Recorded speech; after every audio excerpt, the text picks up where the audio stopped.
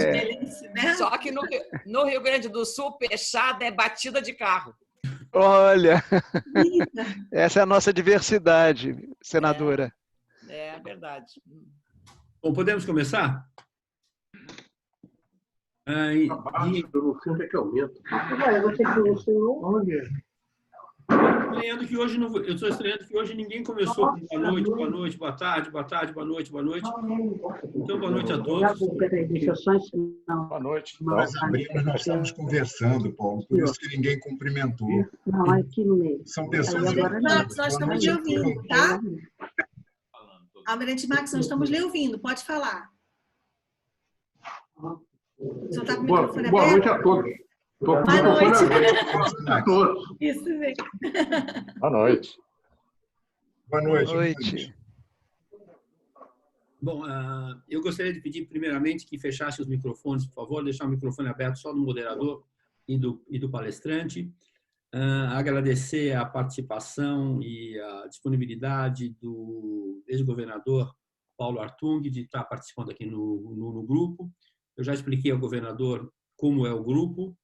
Acho que não tem necessidade de explicar mais, que a maioria das pessoas que eu vejo aqui são todas pessoas que têm nos acompanhado com uma certa frequência.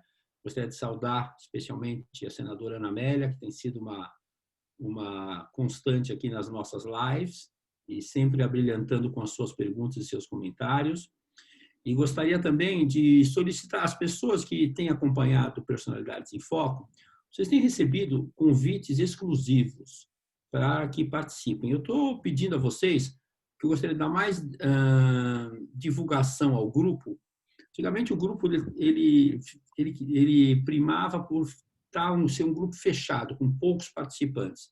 Eu gostaria que vocês tivessem a oportunidade de divulgar o convite que vocês recebem para os seus amigos também, para poder aumentar a capilaridade do grupo. Governador Paulo Artung, se o senhor me permitir, eu vou ler o seu currículo, a sua bio, né? Paulo Artung nasceu em Guaçuí, no Espírito Santo, e é formado em Economia pela Universidade Federal do Espírito Santo, UFES. Participou de movimentos estudantis na faculdade pela redemocratização do país, iniciou suas atividades na vida pública cedo. Foi eleito deputado estadual por 2 mandatos no Espírito Santo, deputado federal, foi prefeito de Vitória, assumiu a diretoria de Desenvolvimento Econômico e Social do Banco de Desenvolvimento, que é o BNDES, foi eleito senador da República e por 3 oportunidades, de 2003 a 2010 e 2015 a 2018, foi governador do Estado do Espírito Santo. Participou dos conselhos de administração da EDP do Brasil e da Veracel Celulose. Hoje é presidente executivo da Indústria Brasileira de Árvores, que é a IBA, integra os movimentos de Todos pela Educação, Renova Brasil e Agora. Compõe os conselhos consultivos do Conselho Nacional de Justiça, o CNJ, e do Conselho de Educação do Estado de São Paulo. Governador, muito nos honra a sua presença e a palavra é sua. Meu boa tarde, boa noite a todas e todos. Alegria muito grande estar com vocês. Queria saudar o Paulo e, ao mesmo tempo, parabenizar pela organização desse espaço de debate, de conversas, de diálogo. Acho que o mundo precisa, na atual quadra, muito disso, e o Brasil da mesma forma. Então, assim, eu acho extremamente relevante esse arranjo, né, qualificado pelo que eu tenho aqui na minha frente, na minha tela, com uma diversidade enorme em termos de formação profissional, de vida profissional. Então, assim, muito rico aí o time. Eu parabenizo ao Paulo, parabenizando a todos que estão ajudando a manter esse espaço de pé. Na conversa com o Paulo, ele pediu para mim falar sobre um tema: como transformar o potencial do Brasil em oportunidades para os seus filhos, principalmente para os jovens brasileiros. Então, assim, eu vou tentar ser breve para que a gente faça a coisa que é mais rica, que é um diálogo em torno de questões importantes. Quer dizer, o Brasil tem uma marca, assim, a gente, desde que a gente nasceu e começou a entender as coisas, a gente viu a expressão Brasil, país do futuro, né? E nós, quer dizer, eu estou com 63 anos de idade, nós percorremos várias fases do Brasil e a gente tem alegrias com muitas conquistas, mas tem uma certa frustração em relação ao país não atingir a sua maturidade, né? Quer dizer, e a pergunta que não quer calar é por que um país com um potencial como o nosso, né, e depois eu posso falar disso, não consegue transformar esse potencial em um campo de oportunidade para os seus filhos, né? E eu vou assim na técnica do tweet, eu vou tweetar para vocês que de tudo que eu vivi nesse período, né? Movimento social, movimento estudantil, movimento pela democratização, exercício de mandatos, depois fui para a vida privada, voltei para a vida pública, fui para o BNDES, voltei para a vida pública. Quer dizer, de tudo que eu vivi e de tudo que eu leio, eu gosto muito de ler, leio muito sobre história do nosso país e do mundo. Quer dizer, a gente percebe, sabe, que o país, sempre que depara com encruzilhada, e é fácil falar isso pedagogicamente, porque nós estamos numa encruzilhada agora, e eu vou falar sobre ela, mas sempre que o país depara numa encruzilhada entre o caminho fácil, o que eu chamo de caminho fácil? A ideia de curto prazo, imediatismo, muitas vezes ligado a interesses eleitoreiros, né? Não vou falar eleitorais, eleitoreiros, muitas vezes flertando com demagogia e populismo. Sempre que ele depara com esse caminho fácil e com o caminho certo, né? E todos nós aqui sabemos que o caminho certo dá muito trabalho, né? Você precisa conversar com a sociedade, você precisa convencer a sociedade, mobilizar a sociedade, motivar a sociedade, e muitas vezes explicar quem vai perder no curto prazo que tem um ganha-ganha no médio e longo prazo. Então, assim, é uma construção. Mas toda vez que a gente bate nessa encruzilhada, via de regra, o país ele envereda pelo caminho fácil de uma visão de curto prazo. E isso é um pouco a nossa história, né? Assim, eu lendo, amanhã nós vamos lançar um livro do Jambiase, eu escrevi a orelha do livro, Samuel Pessoa escreveu o prefácio do livro. Quer dizer, o Jambiase, nos últimos 20 e tantos anos, ele vem montando livros que são agendas para o país, assim, aquilo que o país precisa fazer. E ele, num artigo que ele fez na semana passada no Estado de São Paulo, apresentando o livro, ele pega uma frase do Câmara Cascudo que eu anotei aqui para ler para vocês. O Brasil não tem problemas, mas apenas soluções adiadas, né? Eu acho que é uma frase matadora na expressão popular, né? Assim, porque é o que a gente percebe e vive no nosso dia a dia, né? Então, assim, eu acho que esse é o primeiro ponto do que eu queria falar nesse tempo curto que eu quero usar para depois a gente debater. Depois eu queria fazer um flash desse momento que nós estamos vivendo.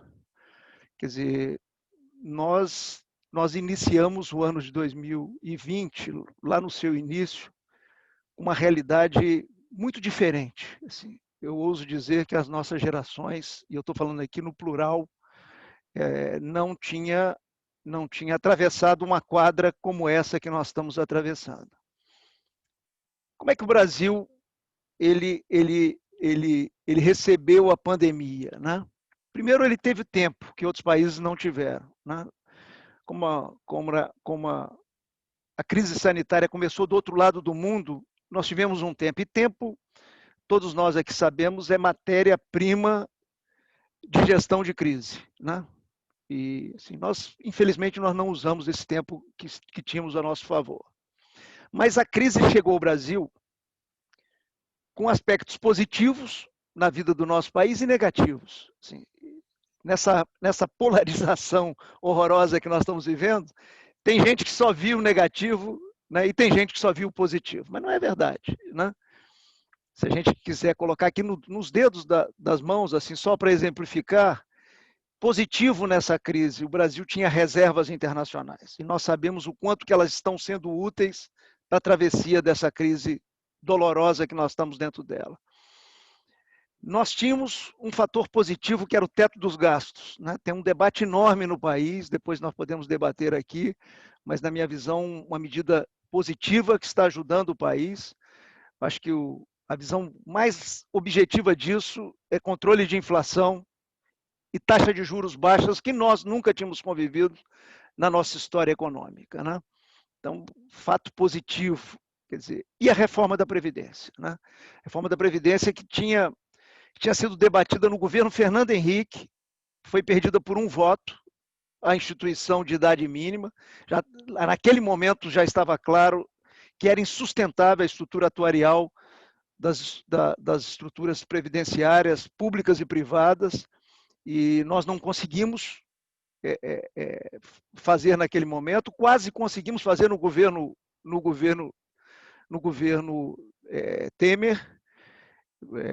Fomos atropelados ali pela crise horrorosa da JBS e conseguiu-se fazer no ano passado. Então, assim, eu acho que esses são pontos positivos e que, de certa forma, deram uma sustentabilidade e um equilíbrio nessa travessia dura dessa crise, ceifando vidas humanas e todas as dificuldades de um distanciamento humano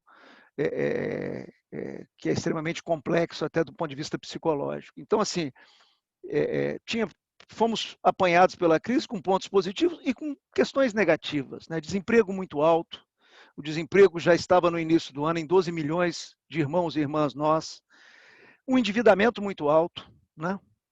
Um endividamento que já chegava a 76% do produto interno bruto, para um país de renda média como o nosso, um país em desenvolvimento, é um endividamento muito alto, dos maiores do mundo. A média dos países de desenvolvimento no início do ano estava em torno de 53%, 54% do PIB, só para a gente ter um termo de comparação. Então, um desemprego alto, um endividamento muito alto no início dessa crise e, sabe, um crescimento medíocre. Nós tivemos uma recessão 2015, 2016, uma recessão pesadíssima. Era normal que depois de uma recessão é como jogar uma bola, né? Os economistas falam isso, jogar uma bola forte no chão, né? Ela cai, né? Mas depois ela sobe. Era normal que depois de 2016, né? Na retomada de 2017, que ocorreu principalmente no segundo semestre de 2017, essa bola subisse com muita força. Não subiu, né? Então a gente vem 2017, 18 e 19, crescimento medíocre no país, 1 e poucos por cento, quer dizer,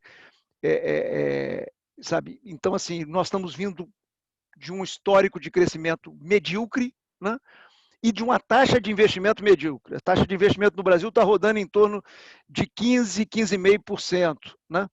Esse ano vai ser muito menor, mas está rodando em torno de 15, 15,5%. Quando ela, no bom período ali das commodities, em alta, nós estamos investindo 22, 23% do PIB. Então, assim, é assim que a pandemia chega no nosso país. Eu acho que a gente consegue agravar o problema, né? Com pontos fortes, pontos fracos, a gente consegue colocar 2 pontos fracos em cima de uma crise que eu chamo da pior crise que as nossas gerações já conviveram. Os 2 pontos que eu estou me referindo, primeiro é a descoordenação, né? A descoordenação entre o Executivo Nacional, o Legislativo Nacional, as 2 casas, Câmara e Senado, e Judiciário, e a falta de coordenação com os entes subnacionais. Então, assim, aos pontos fortes e fracos, nós introduzimos um ponto de fragilidade para a gente a mais. E um segundo ponto de fragilidade é a crise ambiental. Quer dizer, um país com enorme potencial, num momento como esse que o mundo está vivendo, discutindo mudanças climáticas, com o Acordo de Paris para ser implementado em relação a crédito de carbono. Numa hora como essa, nós permitimos que a ilegalidade avançasse, principalmente na região amazônica, né?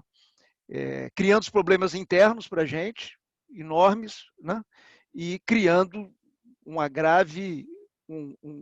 grave problema na nossa imagem internacional, na relação com os nossos parceiros comerciais e assim por diante. Quer dizer, eu quero ir para um terceiro ponto rápido, assim, vocês estão notando que eu estou tweetando para a gente depois trocar ideias, né?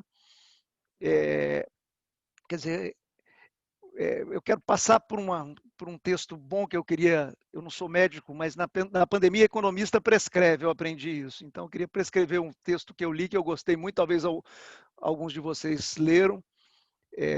O Kissinger, em abril, escreveu um belíssimo artigo. Depois, se o Paulo quiser, eu passo para ele, talvez o Paulo tenha, né, para quem tiver interesse, compartilhar.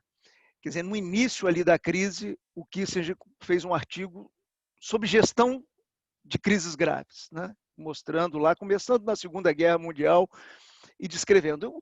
Eu estou colocando com as minhas palavras, mas o importante do artigo é quando ele define o papel de um líder numa crise, né? E o papel do líder é cuidar do emergencial numa crise como essa.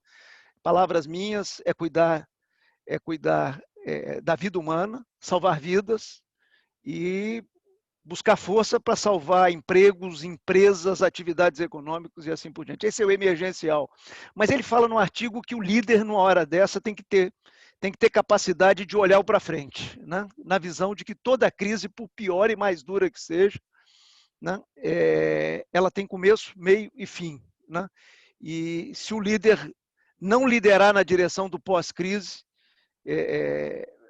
os países, né, as nações saem fragilizadas da crise. Então, quer dizer, nós teríamos as tarefas emergenciais, né? E está aí o auxílio emergencial, estão aí os programas para manter emprego e assim por diante. Eu não vou discutir esses programas.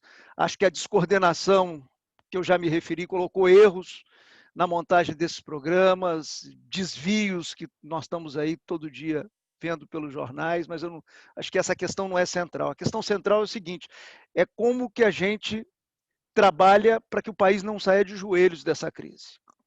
A preço de hoje, vai sair de joelhos, né? Então, eu termino prescrevendo aqui o que eu acho que precisa ser feito. Uma observação, eu acho que desde setembro eu estou escrevendo isso, eu estou dando entrevista nessa direção, eu estou falando com autoridade sobre isso, eu acho que desde setembro essas questões já deveriam estar sendo endereçadas, né? Então, tem mais um período de tempo que nós estamos perdendo. A desculpa era que tinha que esperar as eleições municipais. Um equívoco, né? Assim, a eleição municipal terminou, não trouxe nenhum elemento, pode fazer a conta, não trouxe nenhum elemento que agregue nada à construção do dinamismo do país no pós-crise, né? Agora nós saímos das eleições municipais, primeiro, segundo turno, e agora, se acontecer o que eu estou vendo, começa um processo de esperar a definição aí da eleição da presidência da Câmara dos Deputados, o que vai prolongando, e cada vez que você perde esse tempo, né, no calendário político-administrativo, você dificulta a operação, né? Você fica com espaço menor para operar essas mudanças. O que eu acho que precisa ser endereçado no país, e eu volto a dizer, isso deveria estar sendo trabalhado desde setembro, quando essas coisas já estavam claras para todos nós, né, que acompanhamos contas públicas, dia a dia de governo e assim por diante. Quer dizer, a primeira coisa que precisa ser encaminhada no país é ancorar esse endividamento que nós fizemos. Nós já gastamos esse ano mais de 600 bilhões de reais. A nossa dívida como proporção do PIB, ela já evoluiu de 76% para alguma coisa em torno de 95%, 96% aí no caminhar desse mês de dezembro. Então, assim, é muito grave e afeta, sabe, a credibilidade do país, a solvência das contas públicas do nosso país, né? Então, assim, essa é a primeira coisa que nós precisamos fazer, é justamente fazer a ancoragem desse endividamento maior que nós fizemos, sacamos aí contra o futuro, por uma emergência, né? Mas não podemos perder a solvência do nosso país. Só para que todos aqui saibam, assim, nos últimos tempos, nos últimos meses, nas últimas semanas, o que está acontecendo com a gestão da dívida pública do Brasil? A Selic é de 2%, maravilha, mas quando você tenta colocar um título de maior longo prazo, você não consegue sem pagar um prêmio de risco pesado, né? Então, isso já é uma realidade. O Jacaré está abrindo a boca em relação aos juros de longo prazo. Isso mostra uma fragilidade da gente. A outra coisa, não conseguindo negociar a longo prazo, nós estamos tendo um encurtamento de dívida permanente, né? É só olhar os títulos que estão sendo lançados pelo Tesouro Nacional. Então, assim, nós estamos evoluindo, já tinha erros nessa gestão, nós estamos evoluindo no encurtamento de dívida, o que coloca volumes de negociação cada vez maior. Convivemos aí com inflação de alimentos e estamos convivendo com inflação de produtos que depende de importação, ou em todo ou em parte, peças, partes e assim por diante. Então, assim, os sinais são claros. E o sinal é claro no câmbio, né? Quando a gente olha o tamanho da desvalorização da nossa moeda frente às moedas fortes do mundo. Quer dizer, nós estamos aí com a moeda com uma das maiores desvalorizações do mundo, que mostra esse quadro. Então, assim, o que nós precisamos é endereçar rapidamente a ancoragem desse endividamento. O segundo ponto que nós precisamos fazer é reorganizar o programa de transferência de renda no país. Nós estávamos com 12 milhões de desempregados, já estamos com mais de 14 milhões de desempregados. Quem estuda mercado de trabalho está dizendo que nós vamos aí para 16, 17 milhões. Eu até espero que eles estejam errados, mas são os números que estão sendo colocados no debate. Então, nós precisamos reestruturar o programa de transferência de renda. Como é que reestrutura o programa de transferência de renda? Tem dinheiro novo para buscar? Não tem dinheiro novo, né? Tem que buscar no orçamento. Se quer ampliar, se quer trazer novos entrantes para o programa de transferência de renda no país, eu acho que deve, tem que buscar no orçamento, tem que buscar nos programas ineficientes do país, sabe? E aí tem que conversar com a sociedade, aquilo que eu falei lá, tem que conversar, tem que olhar no fundo do olho da sociedade e mostrar o que precisa ser feito, convencer a sociedade, motivar a sociedade e assim por diante. Então, essa, para mim, é a segunda coisa importante. A terceira é forçar a mão numa coisa que nós já deveríamos ter feito há muitos anos no país, né? Que é melhorar a segurança jurídica do país, melhorar a regulação dos setores econômicos do país. Quer dizer, está muito claro a reação, quando a gente acerta o passo, está muito claro o benefício disso para o país. Olha, conseguimos, depois de anos, colocar um marco regulatório na área de saneamento, que é uma vergonha os números de saneamento do nosso país. Nós temos aí metade da população sem coleta e tratamento de esgoto. Então, assim, terminamos agora, recentemente, um novo marco. Licitação de Maceió, um sucesso. Maceió e cidades vizinhas, um sucesso. Uma outorga de 2 bilhões para a conquista desse serviço. Licitação no Espírito Santo, Cariacica e Viana, uma licitação que eu deixei pronta quando saí do governo, um sucesso. Assim. Licitação do Mato Grosso, um sucesso. Quer dizer, então, assim, a gente tem que conseguir que o país pare de fazer canetadas como foi recentemente pelo Poder Judiciário, aposta na linha amarela, pare de fazer canetada e estabeleça a segurança jurídica. Eu acho que, quando a gente pensa assim, transformar potencial em oportunidades, que é o tema da nossa conversa aqui, sabe? Por incrível que pareça, as nossas deficiências infraestruturais são fraqueza para o nosso país na competitividade dos nossos produtos, dos nossos serviços.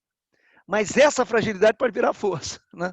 Por quê? Se a gente tiver boa regulação, nós temos como evoluir em rodovias, ferrovias, portos, aeroportos, saneamento, telecom. Nós estamos com um investimento de mais de 30 bilhões por ano. Quer dizer, se a gente modelar essa licitação de 5G corretamente, né, com aspectos técnicos e não com aspectos ideológicos, que nós não vamos ganhar nada com isso, se a gente modelar bem, nós vamos ampliar assim, esse investimento, que é um investimento extraordinário, e vamos, se a gente fizer bem feito, vamos caminhar na direção de universalizar esse serviço, que se já era decisivo na vida humana, com a pandemia tornou bem de primeira necessidade. Então, assim, esse é um campo enorme, né? Tem um campo enorme que nós podemos, eu já falei nele, vou falar rapidamente, quer dizer, tem um campo enorme que esse país pode desenvolver, quer dizer, esse país já alimenta hoje mais de 1 bilhão de pessoas no mundo, né? Quer dizer, a nossa agricultura já alimenta um universo enorme de povos, né? Quer dizer, essa agricultura que está se modernizando, está criando o conceito do produzir e simultaneamente preservar, né? Dialogando com esse mundo de economia verde que nós temos um outro tipo de consumidor que quer rastreabilidade, que quer saber como o produto foi produzido, quer saber se as leis ambientais foram respeitadas, quer saber se a legislação trabalhista, o direito dos trabalhadores foi garantido, né? Esse mundo de um outro consumidor e de um outro investidor. A surpresa do início desse ano 2020 foi a BlackRock discutindo com o mundo os seus investimentos, e que é investimentos em áreas sustentáveis, em áreas que respeitam o ESG, o ambiental, o social, governança, olhar na governança a diversidade das sociedades e assim por diante.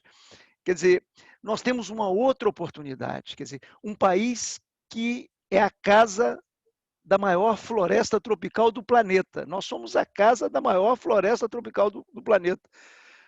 Nós somos a casa da maior biodiversidade do planeta. Quer dizer, se a gente cuidar desses ativos, eu chamo, são verdadeiros ativos que nós temos. Se a gente cuidar desses ativos, a marca Brasil se fortalece. O Made in Brasil ganha terreno no mundo, né?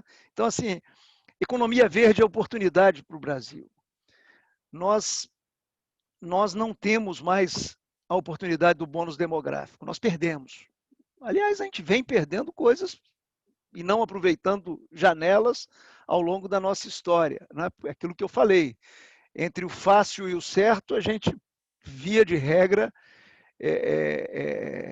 sabe, caminha na direção da ideia de curto prazo. Quer dizer, meu sonho, né, é que esse país que já acertou tanto, já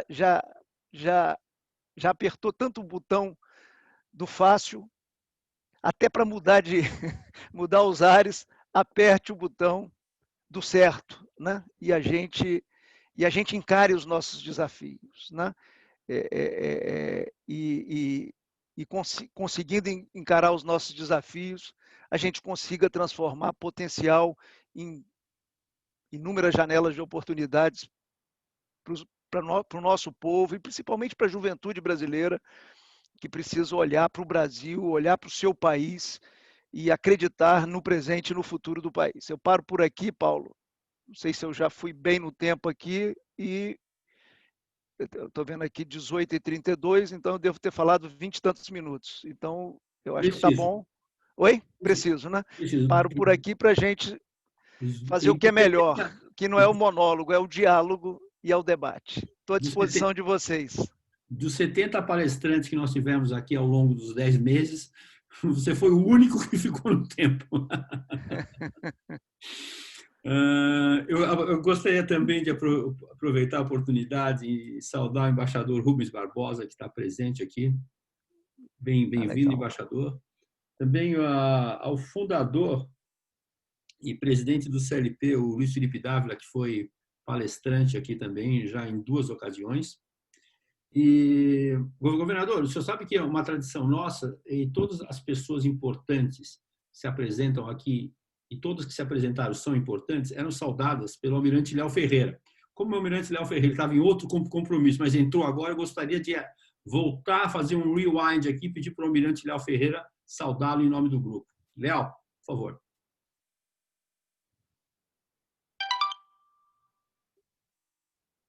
Boa noite, governador. Boa noite. É um prazer falar em nome do grupo, saudá-lo, bem-vindo a bordo, né? Na qualidade de um dos fundadores, membros fundadores do grupo, eu desejo ao senhor, agradeço ao senhor essa disponibilidade em estar falando com a gente. Temos vários outros convidados, eu não poderia deixar de cumprimentar também, estou vendo a minha amiga senadora Ana Amélia, que há muito tempo eu não assistia, bem-vinda também a senhora a bordo, senadora, né? E a todos os que estão assistindo, aos almirantes, aos diplomatas, aos empresários, aos generais, todos aqueles que vieram hoje para assistir o senhor, governador.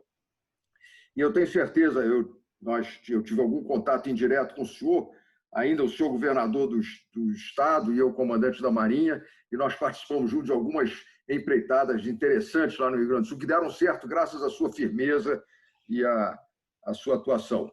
Mas eu acho que é muito importante ouvi-lo hoje, né, porque eu tenho certeza, pelo que o senhor fez no Espírito Santo, o Estado que está muito direitinho, eu estive visitando lá agora, eu tenho certeza que o senhor vai nos trazer boas ideias, novidades, vai nos trazer algumas propostas de solução para esses problemas todos que o senhor citou até agora. Até agora, de alguma forma, o senhor apresentou os problemas. Agora vamos ver as propostas de soluções, que eu tenho certeza que o senhor vai ter algumas, porque eu conheço já bem o senhor. Então, bem-vindo a bordo, felicidades. E volto a palavra, então, ao meu amigo Paulo Zótolo, que vai conduzir então, a conversa. Eu tenho uma lista enorme de perguntadores aqui. Na realidade, a primeira pergunta normalmente seria a minha, mas eu vou passar isso e vou passar a palavra para a senadora Ana Amélia. Senadora, por favor.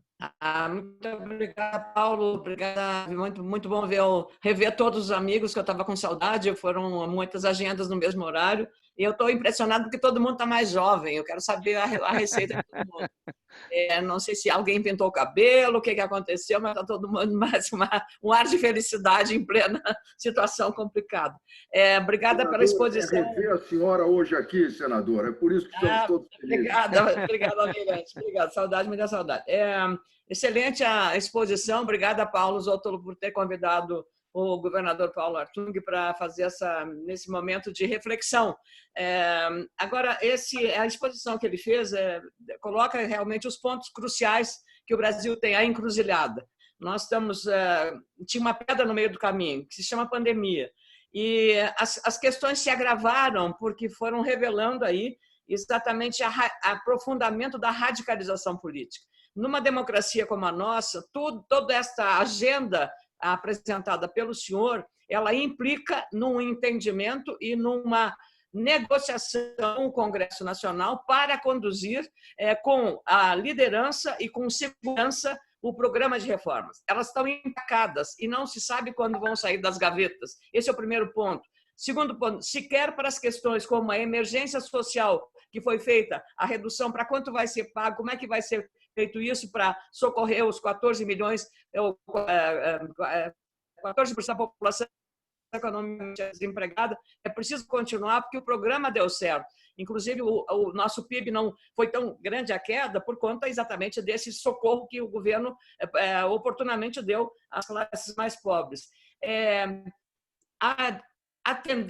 O que a gente percebe é que a PEC do teto, o teto de gastos, a reforma, todas essas questões pelo senhor, elas estão realmente sob o impasse de um confronto entre os casos, o judiciário tivesse tomado uma outra decisão sobre a sucessão à reeleição na Câmara e no Senado.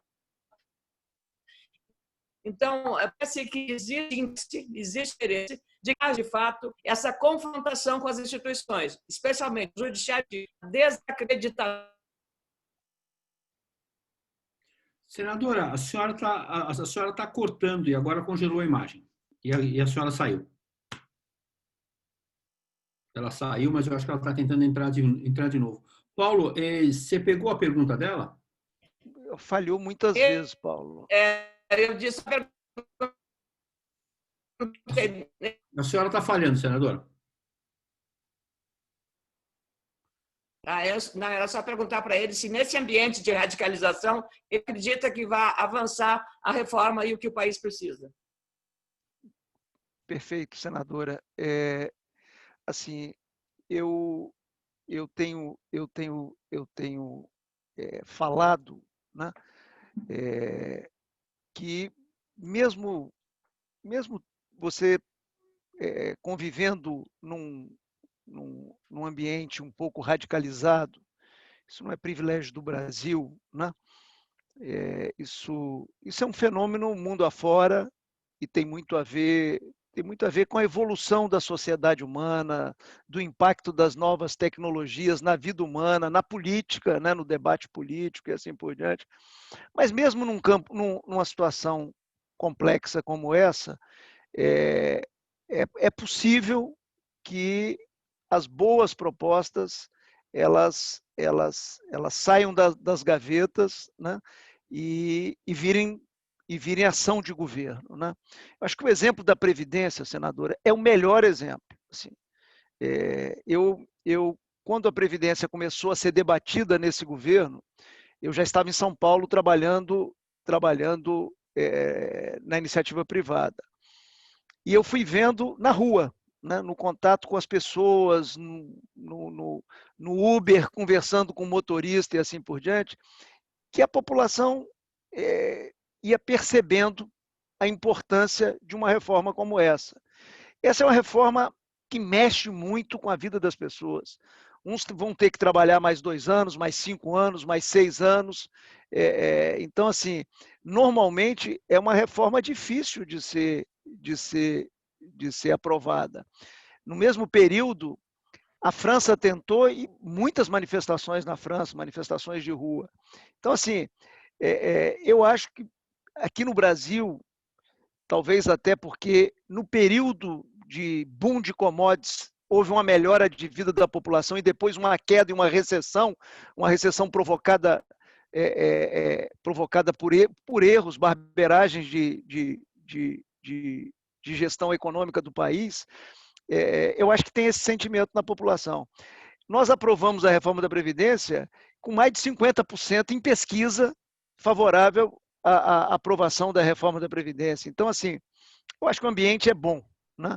Acho que nós estamos aproveitando pouco esse ambiente, aproveitamos já em 2019 menos do que poderíamos. Nós poderíamos ter endereçado outras reformas. Lembrar que também o próprio teto dos gastos foi aprovado no governo anterior, com um debate público, com polêmica e assim por diante, e ele sabe, você tem polêmica até hoje, mas ele provocou mudanças importantes, né? Convivendo com a inflação baixa e convivendo com taxas de juros que nós nunca, vou voltar a dizer, nós nunca tivemos na história econômica do nosso país. Então, assim, acho que o ambiente é bom. O que muitas vezes está faltando é esse negócio de você conversar com a sociedade, mobilizar a sociedade, mobilizar o parlamento, mobilizar as instituições em torno dos bons propósitos. Assim, eu vou dizer uma coisa aqui que toca a minha alma. Quer dizer, eu defendo uma reforma do RH do setor público brasileiro há muitos anos. CLP, o Felipe está aqui na minha frente, está fazendo uma campanha bem feita pela reforma administrativa no país. Eu acho que se a gente encarar esse debate, enquanto sociedade, ele vai ser compreendido pela população e ele vai ser apoiado pela população. Aí as pessoas falam assim, não, mas os funcionários vão ficar contra. Se a gente conversar com os funcionários, eles vão encontrar pontos da modernização do setor público brasileiro que contemplam antigas reivindicações dele. Por exemplo, você imaginar que um funcionário que se dedica ao serviço público, que é produtivo, quando é promovido no mesmo dia e nas mesmas condições de um funcionário acomodado, isso sim, isso mata o serviço público brasileiro, injeta improdutividade no setor, baixa produtividade no setor público brasileiro, que é um setor grande. Quer dizer, isso é que eu acho que desanima as pessoas, né? Você conversar com a sociedade e mostrar que você vai modernizar o setor público, você vai ter avaliação de desempenho do servidor público, quer dizer, eu acho que você ganha a sociedade para isso. Está faltando, sabe, coragem. E nós não podemos fazer reforma mais de RH do setor público apenas para os futuros funcionários. Isso não tem como, num quadro crítico como esse que nós estamos, a gente fazer isso para os futuros funcionários. Nós vamos fazer para os futuros, vamos fazer para os atuais funcionários. E aí conversar, convencer, mobilizar, motivar. E eu, olhando para a senadora, eu lembro da figura do governador do Rio Grande do Sul, um jovem, se eu não me engano, 34 anos de idade, talentoso, com boa formação, e que agora fez, né, em função da circunstância crítica das contas públicas no Rio Grande do Sul, em mais de 40 anos, não é isso, senador? Mais de 40 anos, fez reformas administrativas no setor público do Rio Grande do Sul, extremamente positivas, e volto a dizer, exemplo para o Brasil, exemplo para o Brasil. Então, assim, eu acho que assim, o que nós precisamos enquanto sociedade civil, ao invés de ficar tomando partido, vestindo camisa, tirando camisa e assim por diante, nós precisamos motivar, enquanto sociedade civil, é isso que nós estamos, motivar as lideranças, seja do partido A, do partido B, do partido C, motivar as lideranças para que essas questões que são óbvias, que precisam ser resolvidas no país, elas sejam bem encaminhadas. Hoje estão paradas no Congresso Nacional, mas eu acho que o nosso papel é ajudar para que o Congresso Nacional, o governo central, as lideranças do país coloquem para andar. Você imagina se a gente pode prescindir de uma PEC emergencial como essa que está no Senado da República, que institui os gatilhos. Ah, mas por que os gatilhos são importantes? Porque você precisa controlar a despesa obrigatória do setor público brasileiro, senão nós não vamos ficar de pé, senão nós vamos produzir daqui a pouco um processo inflacionário grave no nosso país. Então, assim, o que nós precisamos é isso, é conversar. Eu acho que o ambiente não é ruim, o ambiente não é desfavorável, o ambiente é favorável, porque ao fim e ao cabo, no final do dia, o que o trabalhador brasileiro deseja, o que o microempresário brasileiro deseja, o que o empresário médio e de grande porte deseja, é que essa nação funcione, que essa máquina rode, sabe, produzindo negócios, produzindo atividades, que o setor público seja um facilitador da atividade produtiva do Brasil, não seja um empecilho. Então, o ambiente de negócio é uma questão muito importante para a gente trabalhar no país, e eu acho que a gente precisa conversar muito. Um ambiente como esse de vocês ajuda, porque se a gente conseguir que lideranças do Brasil pelo menos tenha pontos de convergência para operar nossas prioridades, operar, discutir, sabe, colocar para serem decididas, eu tenho certeza que a gente vai, sabe, começar a dialogar com aquele país do futuro que é o nosso eterno sonho, que a gente não consegue colocar a mão concreta nesse objetivo. Então, assim, é assim que eu vejo. Desculpa a resposta muito longa, mas a senadora é sempre uma inspiração para a gente.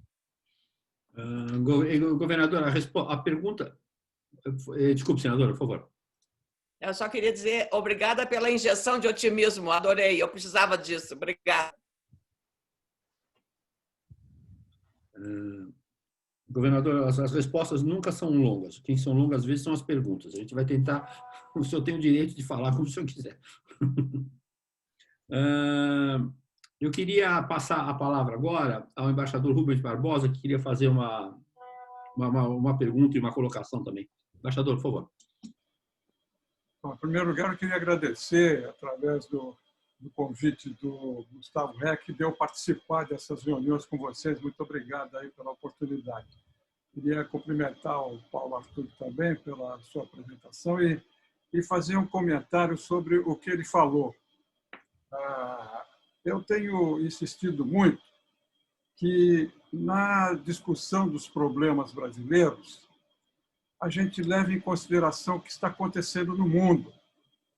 Então, o Paulo dá um exemplo do que eu estou dizendo. Quer dizer, os problemas nossos são tão grandes, são tão importantes, que nós olhamos sempre para o nosso umbigo e deixamos de lado o que está acontecendo no mundo. Eu acho que poderia ajudar a esse discurso nosso de identificação de problemas internos se a gente visse o que está acontecendo no mundo.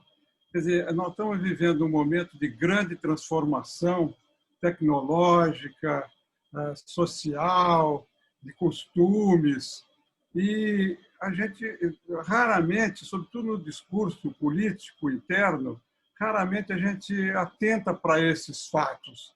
Eu acho que é importante. Eu vou, só para exemplificar, se a gente levasse em conta o que está acontecendo no mundo, primeiro comparando o Brasil com os outros, a gente vê que já estamos ficando cada vez mais para trás. Segundo, se a gente vê o que está acontecendo no mundo em termos de inovação e tecnologia, e o Brasil ficando cada vez mais para trás. A questão do 5G, inteligência artificial, estão aí e nós estamos patinando nisso. E o terceiro ponto que ele mencionou de passagem, mas também com essa visão interna nossa, é o que está acontecendo na política ambiental. Quer dizer, a Europa, os Estados Unidos vão fazer uma pressão enorme sobre o Brasil e nós não podemos deixar de levar em conta esses fatores. Eu acho que, como sugestão, né, era que, no discurso político interno brasileiro, nós eliminássemos essa fronteira que ainda muitos acham que existe entre a política econômica, a política social, a política tecnológica interna e o que está acontecendo no mundo. Inclusive, para terminar também, o próprio lugar do Brasil no mundo. A gente não discute isso, é muito importante, porque isso dá elementos comparativos para que esse discurso que o Paulo fez, de políticas internas muito importantes, a parte social, a economia, o déficit fiscal, enfim, tudo que ele falou é muito apropriado. Agora, isso aí seria reforçado se nós incluíssemos esse componente externo, porque isso é que vai fazer pressão para que o Brasil não se atrase ainda mais no concerto das nações. Obrigado.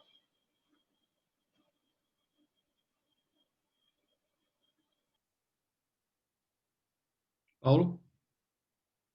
O embaixador fez uma colocação adicional à minha fala. É uma espécie de no parlamento a gente chama isso de uma emenda aditiva, né? E ela foi acolhida pelo relator. Eu acho que pode passar para a próxima pergunta.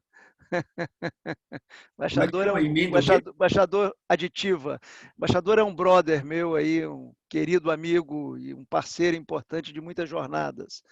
E o que ele está pedindo é o seguinte: vamos olhar para o Brasil, é o campo que nós estamos jogando, mas vamos jogar como Ademir da Guia. Os mais antigos sabem o que eu estou falando. Levantar a cabeça com postura, enxergar o todo, né? E não operar apenas na parte. Então, é isso que nós precisamos fazer e ter uma convergência. Assim. As coisas que precisam ser endereçadas no Brasil, nós precisamos nos unir, né? Conversar com a sociedade, ganhar a sociedade brasileira para as boas mudanças. Precisamos de uma reforma tributária? Precisamos de uma reforma tributária.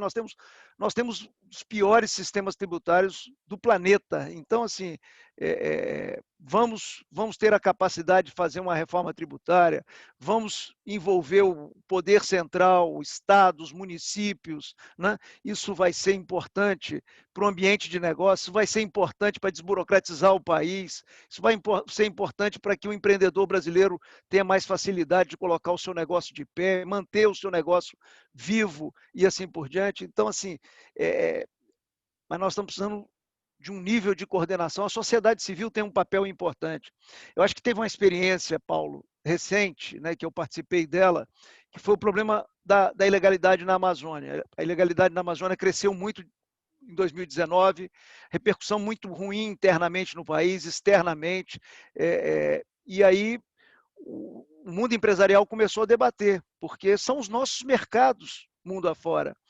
E a primeira ideia foi assim, não, vamos vamos juntar 3, 4 associações importantes empresariais para assinar um documento e entregar ao vice-presidente Mourão, que é o presidente do Conselho da Amazônia Legal.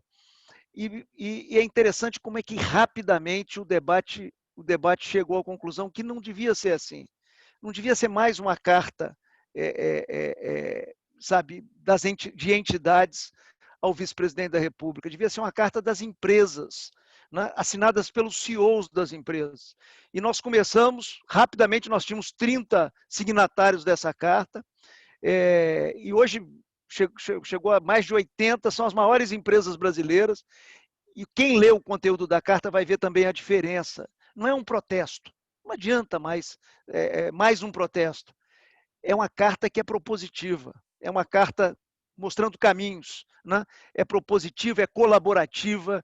Eu acho que é esse movimento que nós precisamos fazer. Mais ou menos, nós temos claro o conjunto de mudanças e do processo de modernização que nós estamos fazendo no nosso país, né? Para que o país possa fazer o que o tema dessa palestra está colocado, possa transformar o enorme potencial que ele tem em oportunidade para os seus filhos. Quer dizer, o que nós precisamos mesmo é ter a capacidade de mobilizar a sociedade, e aí as instituições juntos com a sociedade, que as instituições é que acaba, ao fim e ao cabo, tomando essas decisões, né? Então, esse aqui é um caminho interessante, e eu resgato essa experiência importante aí do debate em torno da Amazônia, dos problemas de ilegalidades na Amazônia. Eu estou me referindo a desmatamento ilegal, a queimadas ilegais, a questão do garimpo, a questão da grilagem, e nós conseguimos endereçar. Hoje você já tem um Conselho da Amazônia já com a proposta pronta para apresentar o conjunto do governo e dos governos subnacionais. Então, assim, eu acho que nós precisamos ter essa capacidade de fazer um bom diálogo, sair dessas disputas radicalizadas, né, de fla-flu, de tempo antigo, e ter essa capacidade de propor, sabe, de levar ideias claras para o conjunto da sociedade e para o conjunto das instituições. Eu acho que esse diálogo é que nós precisamos fazer e estamos aí carentes dele, né? Então, esse olhar que o embaixador traz é dar amplitude a isso. Quer dizer, nós não somos uma ilha, nós somos um país integrado num mundo de economia integrada, que a questão do multilateralismo tem um papel importantíssimo. Agora nós vamos voltar a discutir o Acordo de Paris, né, em função do resultado das eleições americanas, e esse debate pode ser muito, muito útil ao nosso país, ao presente e às futuras gerações de brasileiros. Então, precisamos estar preparados para ele, e esses movimentos de sociedade civil nos ajudam muito nessa direção. Eu acredito muito nisso, Paulo. Aliás, obrigado. Obrigado pela pergunta também, embaixador. Eu gostei da emenda aditiva, que eu não conhecia, estou ouvindo pela primeira vez. Queria aproveitar a oportunidade, embaixador, para convidá-lo para ser um dos palestrantes aqui no Personalidades em Foco, que vai entrar de férias agora no dia 17 de dezembro, com a apresentação do Corpo de Fuzileiros Navais, da banda do Corpo de Fuzileiros Navais, e vai retornar em final de janeiro. Então, embaixador, o convite oficial já está feito. Sua presença seria muito importante para nós. É muito prazer. Obrigado pelo convite. Agora, a próxima pergunta, gostaria de passar ao comandante Raposo. Raposo, por favor. Boa noite, Paulo Zótolo. Obrigado.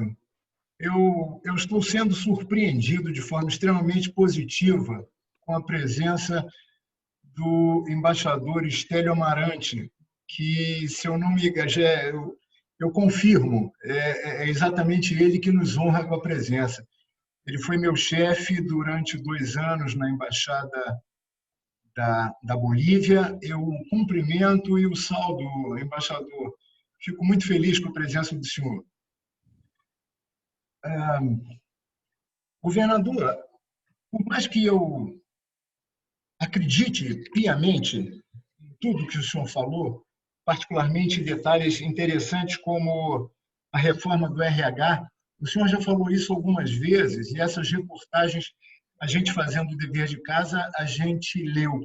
Esta reforma do RH é uma coisa extremamente interessante e eu acho que o Brasil todo gostaria de ver isso em vigor. Outro detalhe que o senhor diz, essa possibilidade de dialogar com a sociedade é algo que parece que nos falta também. Parece que são dois lados. O político está de um lado, o senhor falou Fla-Flu, parece que o político está do lado e a sociedade está do outro. E eu vejo também, junto com tudo isso, como é que o senhor desfila nesse meio político. O senhor consegue ser elogiado pelo Lula, o senhor consegue ser aproximado pelo Luciano Huck, o senhor consegue elogiar coisas positivas feitas pelo nosso presidente Jair Bolsonaro, de forma que o senhor consegue desfilar com muita galhardia no nosso palco político. Aí eu leio também que o senhor já se despediu da cena política. Isso para nós, eu gostaria de não acreditar. Quando nós fizemos esse grupo aqui, que a senadora Ana Amélia nos deu o prazer, desde o início, de estar conosco aqui, a gente reclamava, no melhor sentido da palavra, da ausência dela, da distância dela com o setor político, embora as ideias dela sejam ecoadas por todos os três poderes, digamos assim. Eu queria ouvir do senhor que o que eu tenho lido não é bem verdade. Quadros como o senhor, dito de centro-esquerda, e que é aplaudido e que é bem recebido em todos os setores políticos, não podem se despedir da cena pública assim. O senhor citou a sua idade, o senhor tem 25 anos, ou melhor, o senhor tem 15 anos de vantagem em relação ao presidente da maior potência que vai assumir outro dia. O senhor tem o Eduardo Leite, que o senhor citou, tem 35 anos. Então, são nomes extremamente interessantes que, independente da idade, têm muito ainda para ajudar o nosso país. O vigor com que o senhor fala contagia todos que ouvem. Eu quero ouvir mais sobre isso que o senhor pode nos dar agora de presente. O senhor não está efetivamente abandonando a cena pública com todo esse ânimo, com todo esse vigor, com todas essas ideias que podem fazer crescer a máquina chamada Brasil. Obrigado, governador.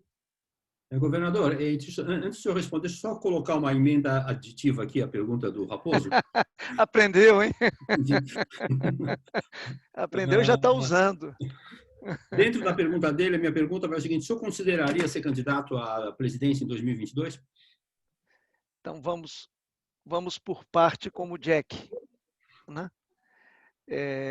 Primeiro, queria falar um pouquinho, o Raposo trouxe de volta a reforma do RH do setor público. Né? Nós temos aqui na tela o Luiz Felipe Dávila, que é um parceirão nesse debate, junto com a Ana Carla e tantos outros intelectuais no nosso país.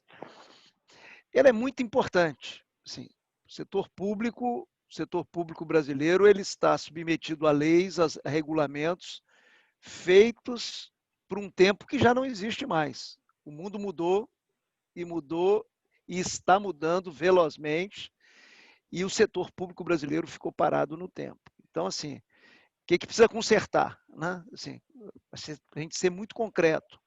Precisa consertar o mecanismo de progressão e promoção nas carreiras. Não pode ter automatismo, como tem hoje, em diversas carreiras públicas, automatismo de promoção e progressão em carreiras públicas.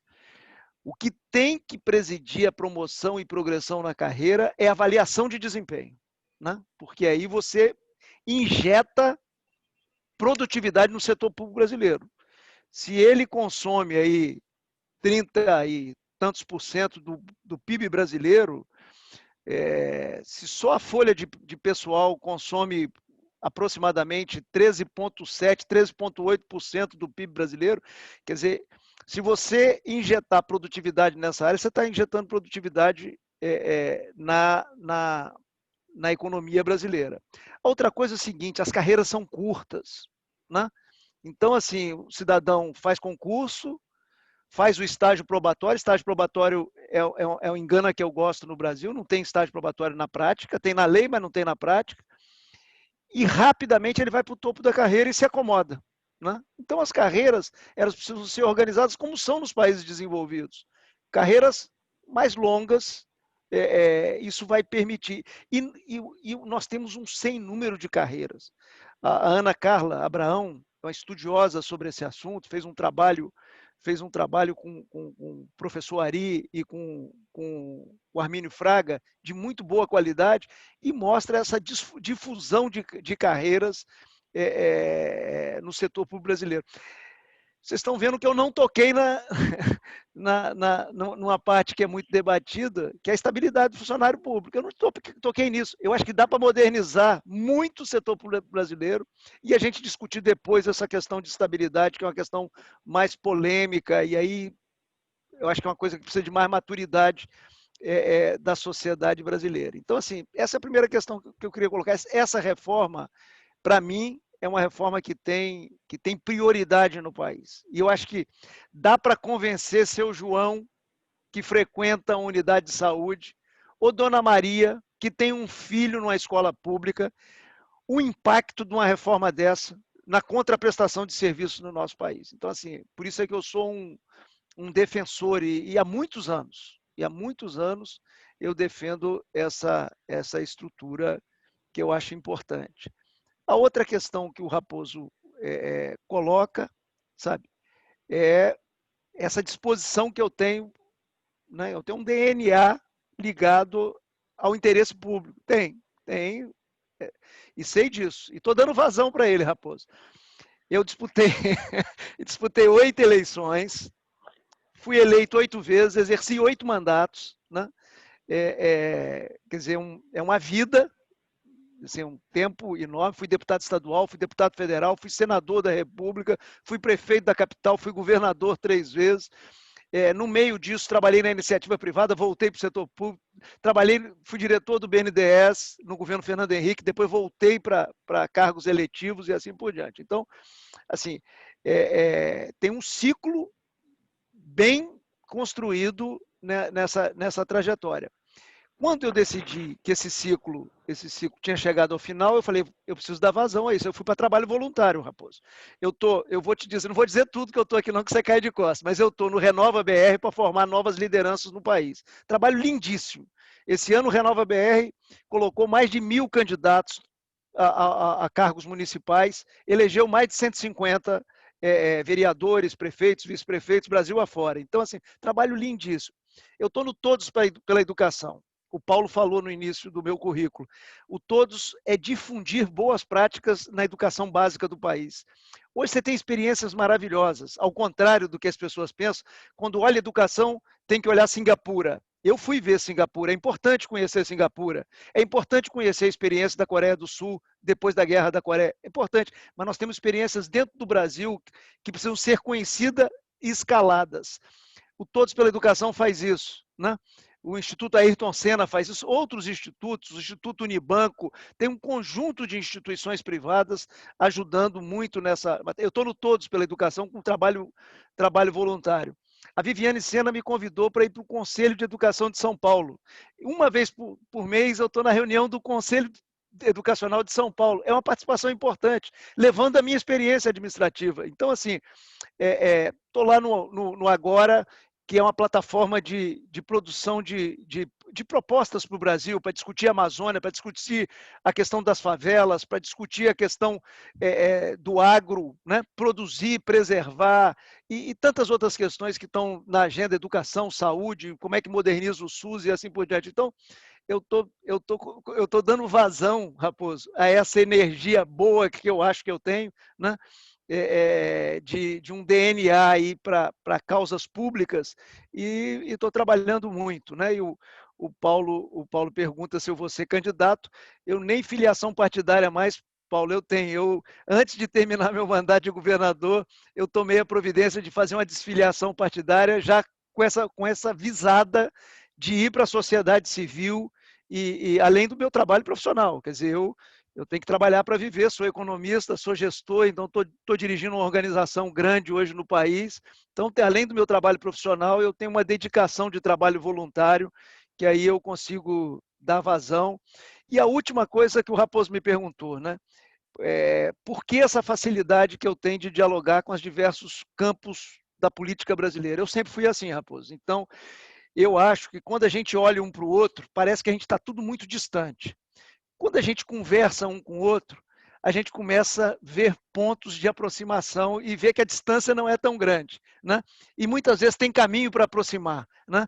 Então, assim, isso sempre foi a minha vida e vai continuar sendo. Assim, eu não consigo olhar para as pessoas para olhar só defeito das pessoas. Eu posso enxergar defeitos, mas eu não tenho dificuldade de enxergar as qualidades das pessoas. E assim é o meu olhar, sabe, para grupos políticos, para partidos políticos, para lideranças políticas e assim por diante. Então, assim, posso ter minhas opiniões divergentes aqui ou acolá, mas isso não impede, não me cega para não ver coisas boas que estão sendo feitas. Assim, venha de A, venha de B, venha de C, né? Você vê assim, tinha um debate danado no país se o país precisava de uma rede de proteção social ou não. Eu nunca tive dúvida que tinha, porque desde cedo eu estou na militância, eu vi a desigualdade do país. Então precisava de uma rede de proteção social. O Fernando Henrique lá atrás começou a fazer lá o Bolsa Escola, depois o Lula veio e redesenhou esse programa e deu o nome de Bolsa Família. Quer dizer, é importante ou não é? É importante. Hoje não sou eu que falo. Você tem avaliadores nacionais, independentes, gente qualificada, que avalia o programa como um programa que tem foco, que chega nas pessoas que precisam chegar.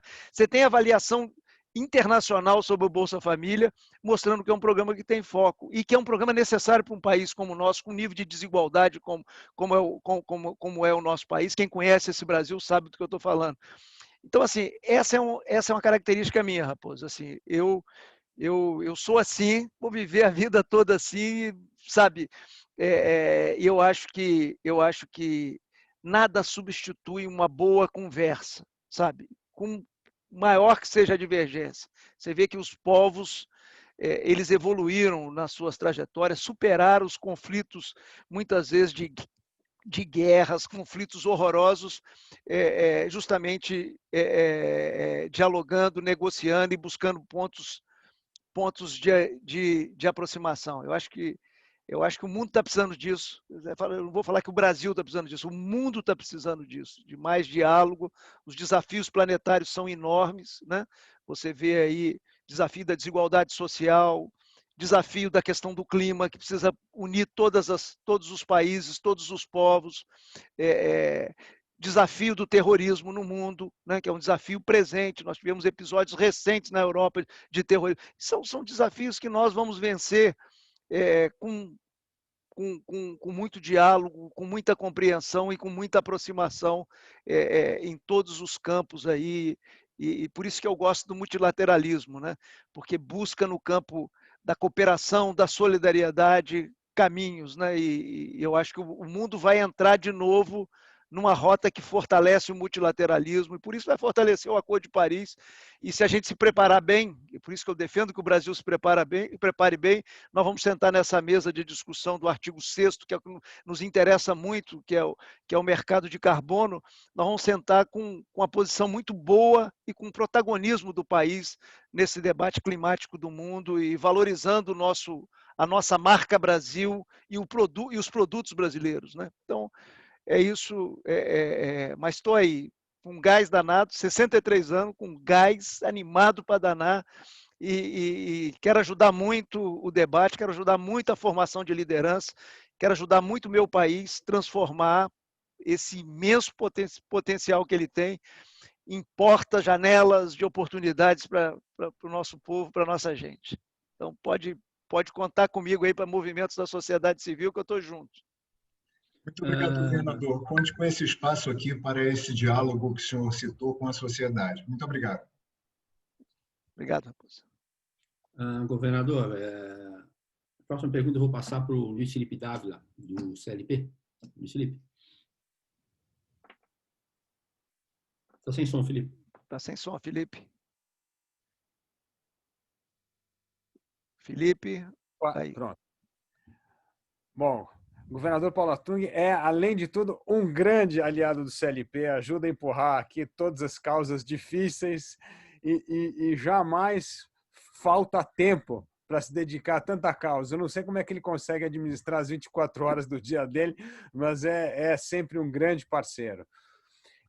Governador, eu acho que a grande questão que eu vejo hoje, o senhor tocou já em vários pontos importantes. Primeiro, assim, nós precisamos divulgar mais as boas práticas e as boas políticas públicas do Brasil, que é desconhecida, inclusive no meio político, né?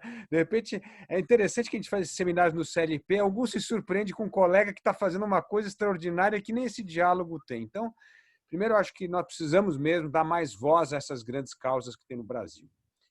Mas a outra coisa que me preocupa é que quase tudo que é ousado nesse país acontece nos governos locais. São governadores como foi o senhor, são prefeitos. Parece que a proximidade com o problema dá mais coragem para os políticos se tornarem mais ousados nas suas propostas, nas suas lutas, nos seus engajamentos. Mas nós padecemos de uma mediocridade atroz no nível federal. É engraçado, eu vejo todas as campanhas políticas, as propostas são muito tímidas, são pequenas melhorias, e essas pequenas melhorias causam para nós uma certa desilusão, porque a primeira ilusão que caminhamos, se olharmos para trás no retrovisor, realmente o Brasil vem caminhando, mas vem caminhando muito timidamente, enquanto os outros países emergentes caminham num ritmo absurdamente maior. E o Brasil vai perdendo espaço no mundo, competitividade, vai perdendo importância.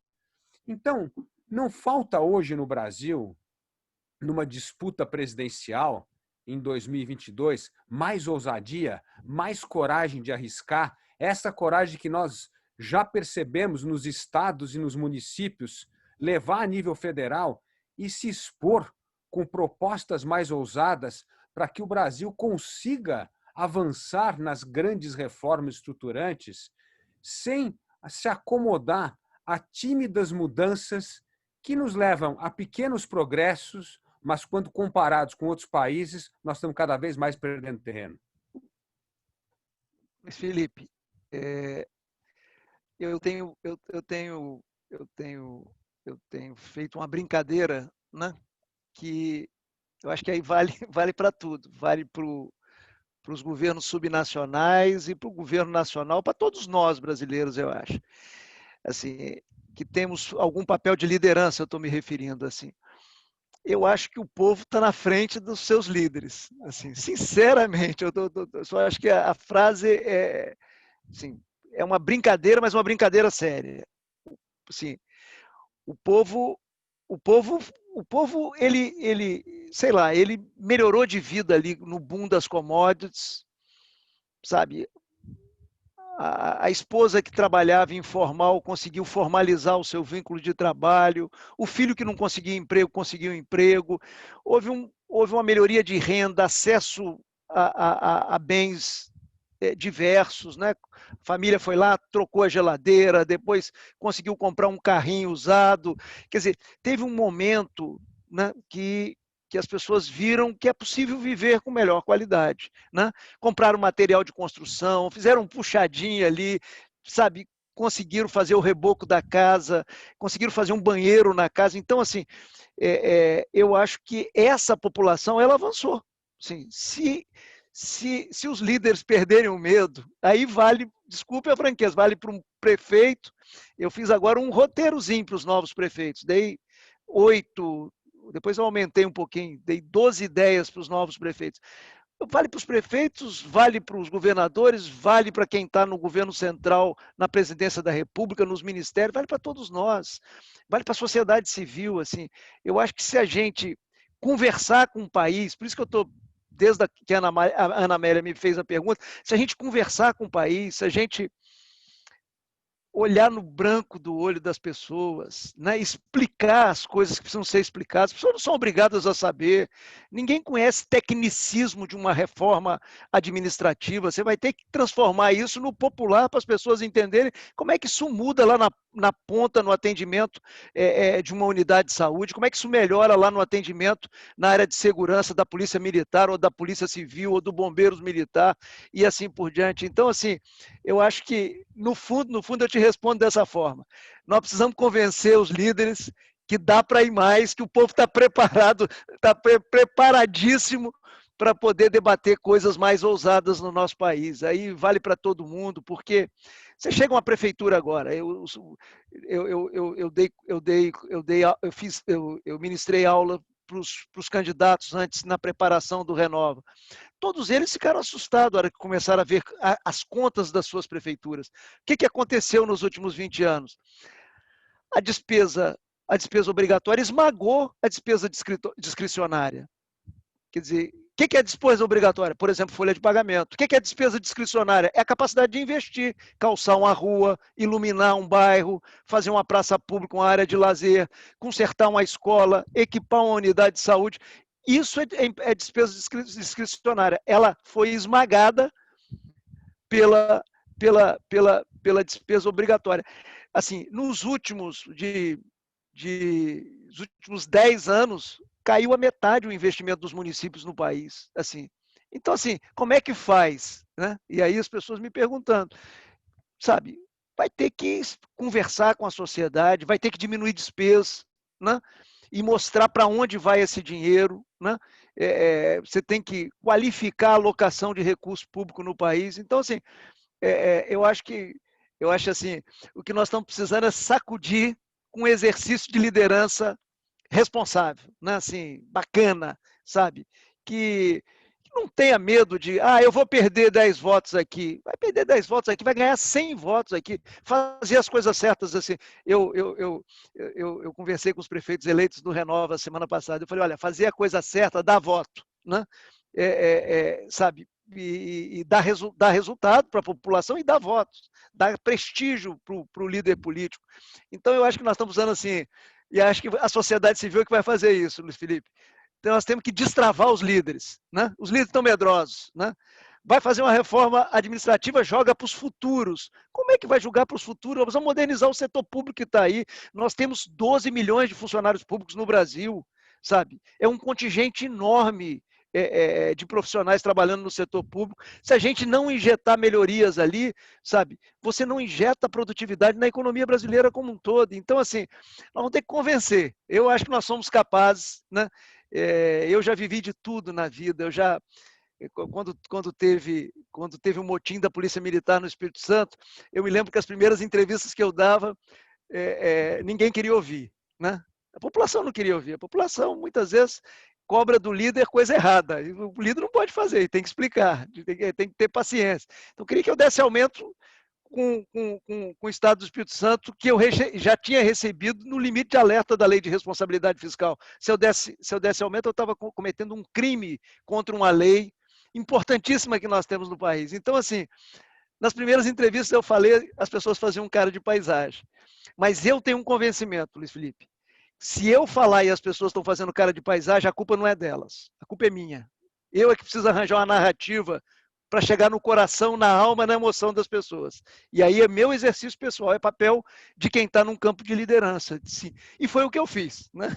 E ganhei no convencimento. Você andar na rua comigo, as pessoas me param até hoje para dizer, olha, muito obrigado pelo que você fez pelo nosso Estado.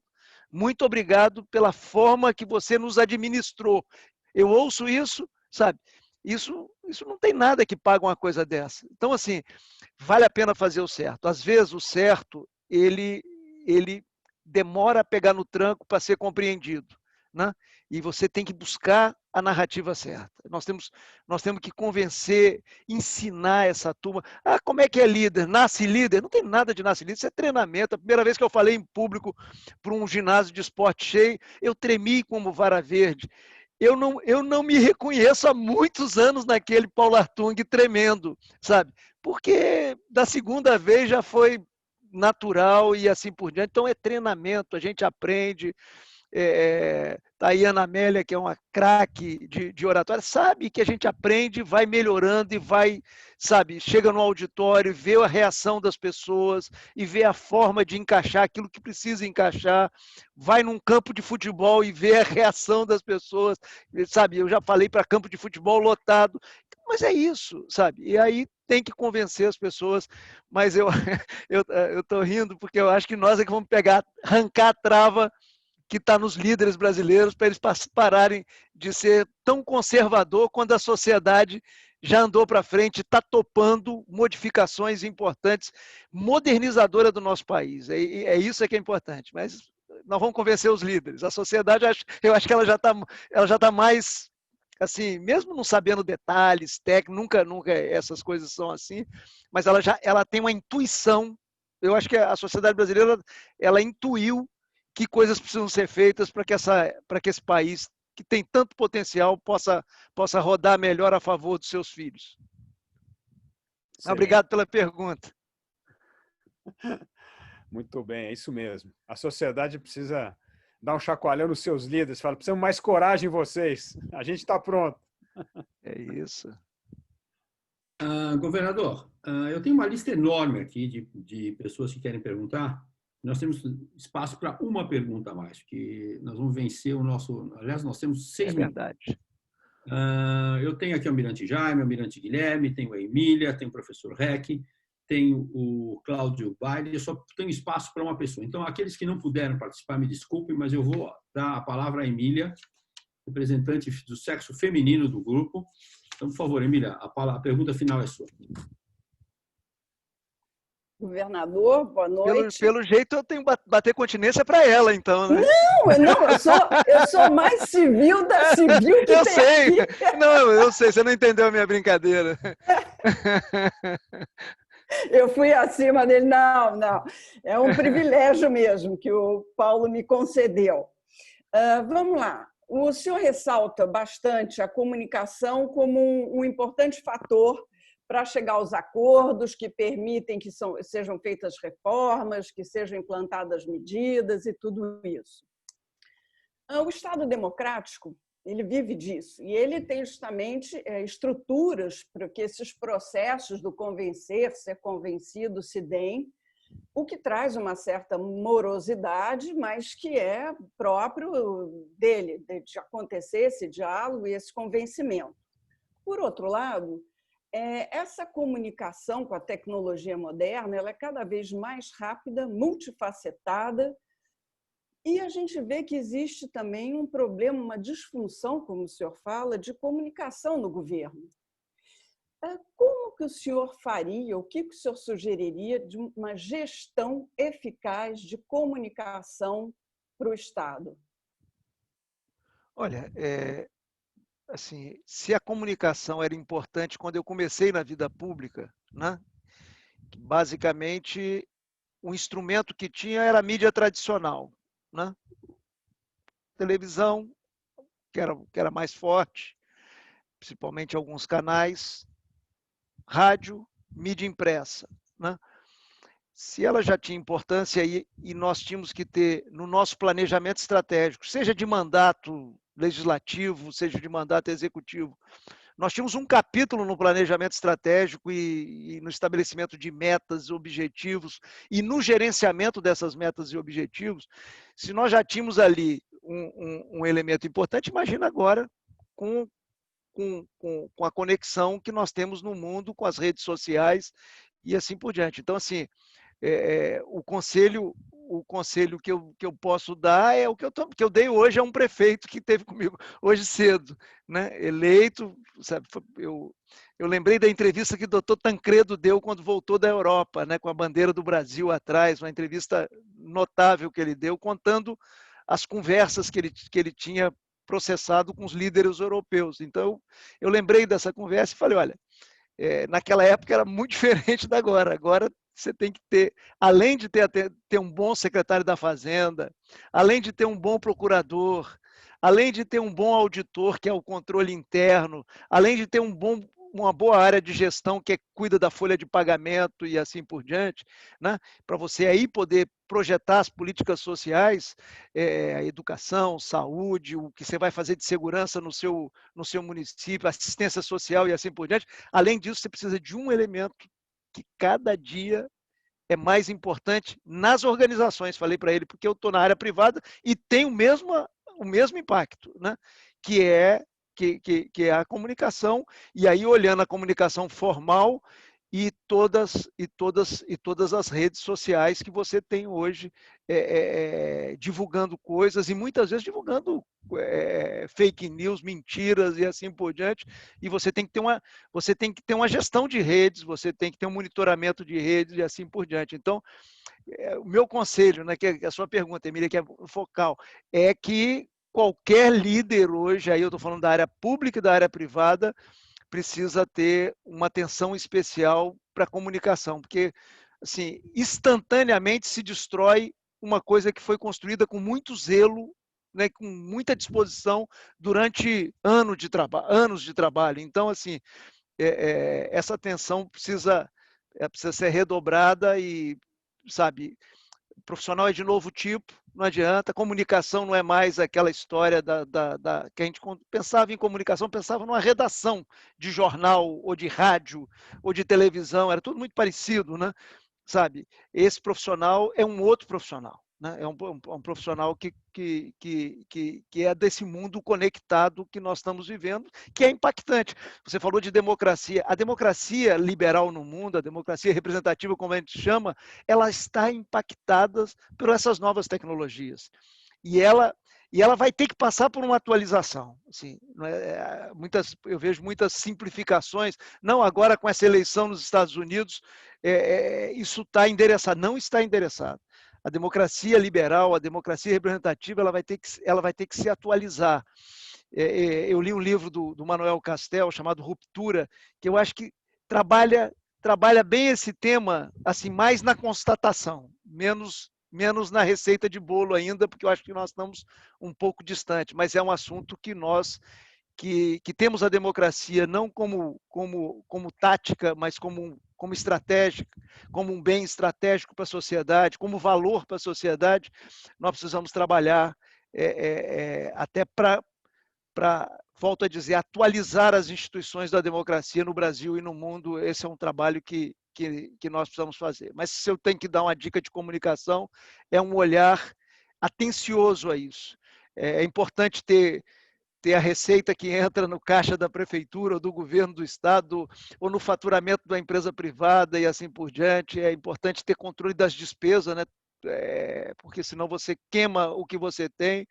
É importante ter senso de prioridade para você fazer no privado ou no público aquilo que precisa ser feito, mas tem um elemento de comunicação agora que é um elemento que precisa subir o papel dele dentro das organizações da sociedade humana. Eu estou falando do público e do privado, porque é um elemento que já era forte, agora é extremamente forte nessa sociedade conectada e nesse mundo conectado que nós estamos vivendo. Não sei se lhe respondi bem, mas bato continência para a pergunta. Muito obrigada pela resposta. Legal. Governador, passamos 1 minuto do tempo. As palavras finais de despedida e agradecimento em nome do grupo, eu vou passar ao Almirante Jaime. Por favor, Almirante. Jaime, está aqui. Jaime. Governador, só tenho a certeza que foi uma grande satisfação para todos nós podermos compartilhar todo o seu conhecimento, seu diagnóstico. E o importante não é o diagnóstico somente, porque nós já recebemos muitas pessoas aqui, sempre brilhantes, que demonstram ou apontam caminhos, soluções, mas o senhor, além de apontar, na prática, no exercício dos cargos que o senhor já exerceu como governador e tudo mais, o senhor já colocou em prática, o senhor já nos mostrou que, além do diagnóstico, o senhor tem a solução e dá certo, né? Talvez nós estejamos precisando agora ampliar isso para outras esferas do país, né? Os desafios são sempre muito grandes, mas o otimismo que nos dá como sociedade é que nós sabemos que na nossa sociedade nós temos pessoas como o senhor, né? e que estão sempre puxando para frente. Sou, por favor, 63 anos, sou um jovem. Fez assim um ar de 60, não, sou um jovem. Então, sou vovô agora, com 2 netinhos, estou todo feliz. Nós temos certeza que o senhor ainda tem muito a contribuir, tá? Para o país. Então, foi um privilégio tê-lo aqui conosco hoje. As suas palavras realmente foram extremamente importantes. Estão nos fazendo pensar sobre soluções. Esse diagnóstico de lado positivo, lado negativo, expectativas, isso realmente foi extremamente interessante. E o senhor passa agora a fazer parte dessa nossa galeria.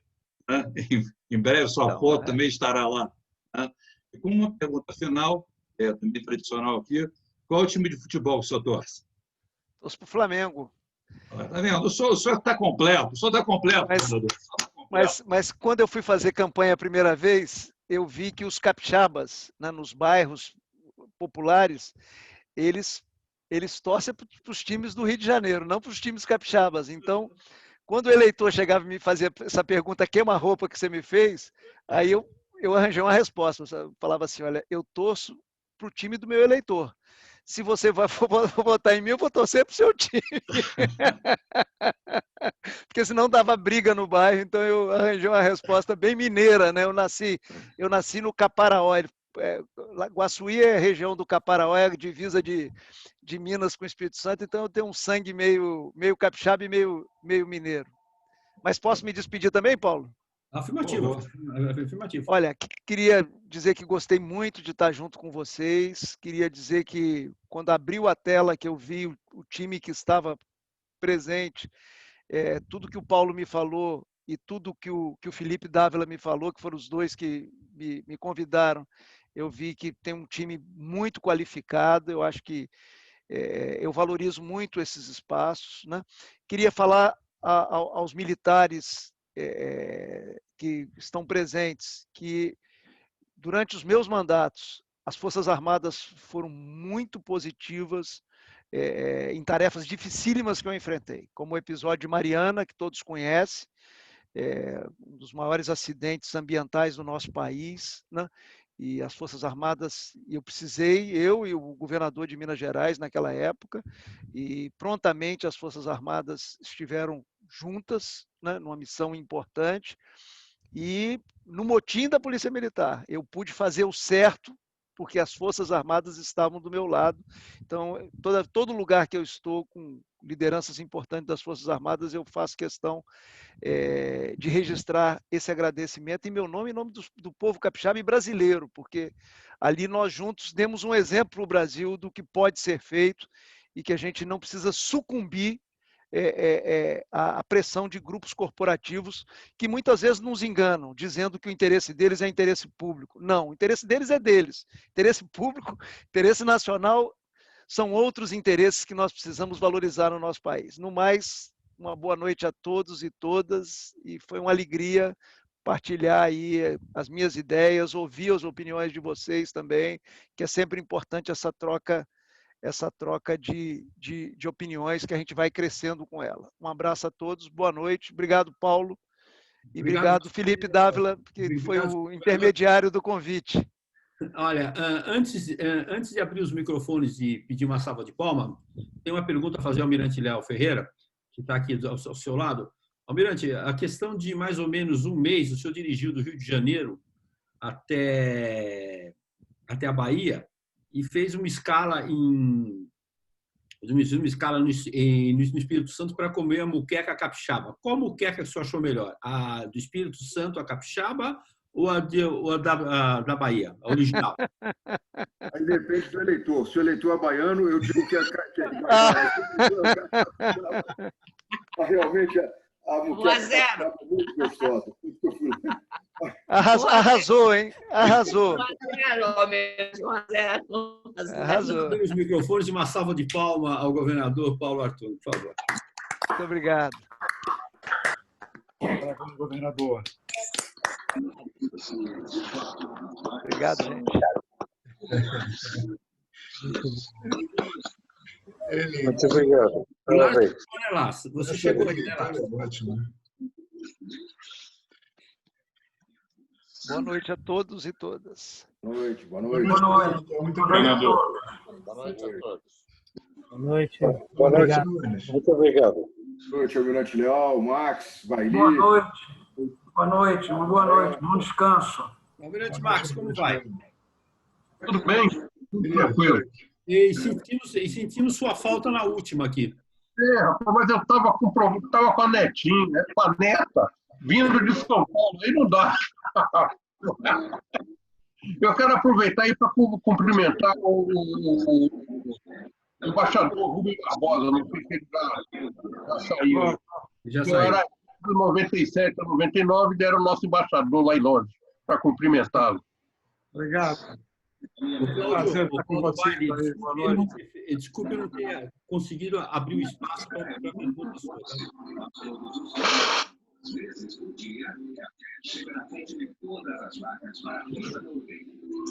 Não, o embaixador está aqui já, Almirante Max. Já falei com ele, já cumprimentei ele. Tá bom. Vamos marcar uma data aí para a gente poder participar aí com vocês. Boa noite aí a todos, hein? Uma boa noite. Boa noite. Iseu, boa noite. Leal. Boa noite, embaixador. Boa noite a todos aí também. Boa noite, Almirante Max. Eu acho que já foi. Eu queria dar uma boa noite aí. Zótolo, um abraço. Obrigado. Boa noite, Max. Um abraço. Cadê o Almirante Max? Boa noite. Olha, eu não vou poder ficar no debriefing, que eu vou ter que sair, mas eu sugiro a vocês que, se quiserem fazer o debriefing, estou colocando o Raposo aqui como host, então eu posso sair e vocês continuam nessa mesma tela para fazer o debriefing, tá? Tá, eu abro imediatamente. Não precisa nem abrir, fica aí, Raposo. Fica aí, tá? Eu vou sair e não vai cair. Tá bem. Paulo, estou só esperando o Rafa.